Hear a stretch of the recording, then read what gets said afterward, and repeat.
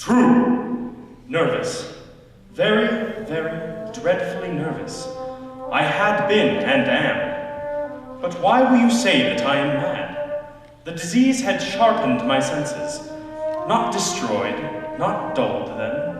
Above all was the sense of hearing acute. I heard all things in the heaven and all in the earth. I heard many things in hell. How then am I mad? Hearken and observe how healthily, how calmly, I can tell you the whole story.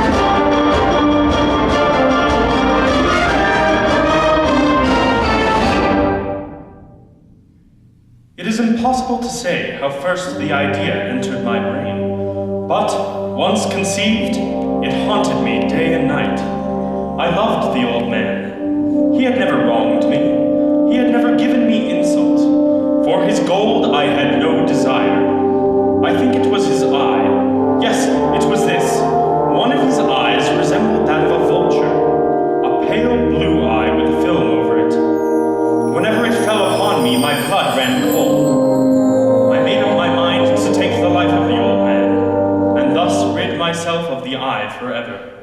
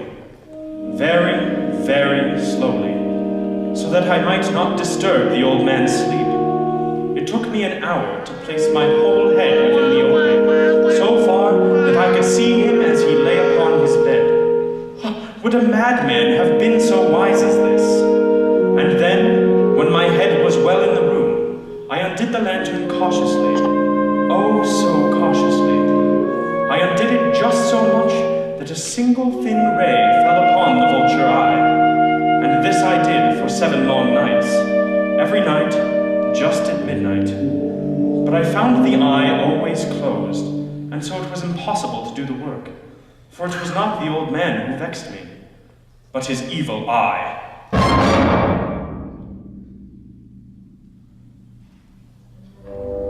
Upon the 8th night, I was more than usually cautious in opening the door. A watch's minute hand moves more quickly than did mine. Never before that night had I felt the extent of my own powers.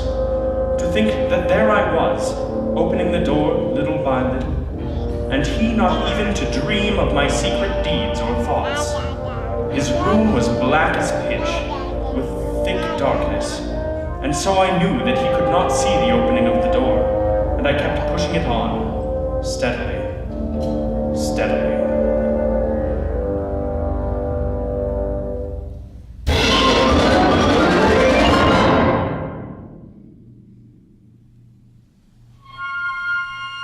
I had my head in, and was about to open the lantern, when my thumb slipped upon the tin fastening. The old man sprang up, crying out, "Who's there?" I kept quite still and said nothing. For a whole hour I did not move a muscle, and I did not hear him lie down. He was still sitting up in the bed, listening. When I had waited a long time, very patiently, without hearing him lie down, I resolved to open a little crevice in the lantern. So I opened it. You cannot imagine how stealthily, until at length, a single dim ray, like the thread of a spider, shot out from the crevice and fell upon the vulture eye. It was open, wide open, and I grew furious as I gazed upon it. All a dull blue with a hideous veil over it that chilled the very marrow in my bones. But I could see nothing else of the old man's face or person, for I had directed the ray, as if by instinct, precisely upon the spot. And now, have I not told you that what you mistake for madness is but over-acuteness of the senses? There came to my ears a low, dull, quick sound. It was the beating of the old man's heart. It increased my fury, as the beating of a drum stimulates the soldier into courage. It grew quicker, and quicker, and louder, and louder. The old man's terror must have been extreme. Yet, for some minutes longer, I refrained and stood still. But the greeting grew louder, louder. I thought the heart must burst, and now a new anxiety seized me. The sound would be heard by a neighbor. The old man's hour had come. With a loud yell, I threw open the lantern and leapt into the room. He shrieked once. Only once.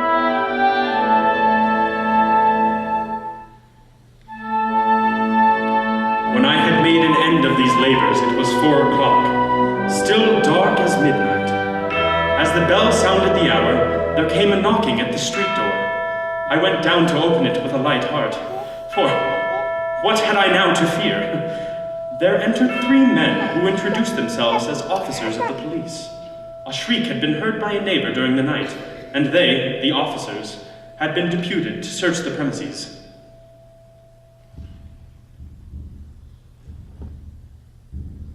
The officers were satisfied, but ere long, I felt myself getting pale and wished them gone. But still they sat, and still chatted, The ringing became more distinct.